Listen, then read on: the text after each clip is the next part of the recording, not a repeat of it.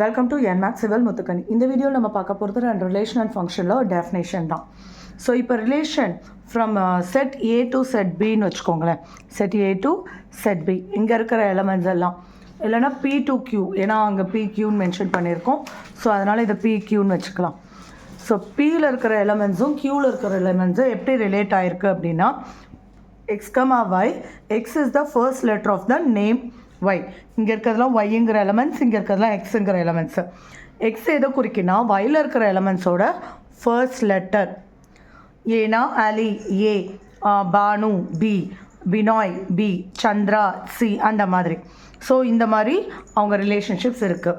So இதுலேருந்து என்ன definition நம்ம எடுக்க முடியும் அப்படின்னா, a relation R from a non empty set, set ஏலேருந்து செட் பிக்கு நான் எம்டி செட்டாக இருக்கும்போது Cartesian product of A cross B பண்ணுறாங்க. The subset is derived from describing a relationship. The first element and the second element is called.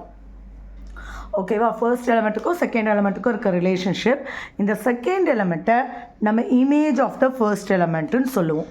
So அப்போ இங்கே இருக்கிற elements எல்லாம் எப்படி சொல்லுவோம்? Image of the first element. இப்போ ஆலிங்கிறது வந்து இமேஜ் ஆஃப் ஏ, பானுங்கிறது இமேஜ் ஆஃப் பி. அப்போ ஏபிலாம் என்னவா இருக்கும் அப்படின்னா ப்ரீ இமேஜ். அது இங்கே மென்ஷன் பண்ணல, பட் ப்ரீ இமேஜ்னு சொல்லுவோம். These are the images of elements.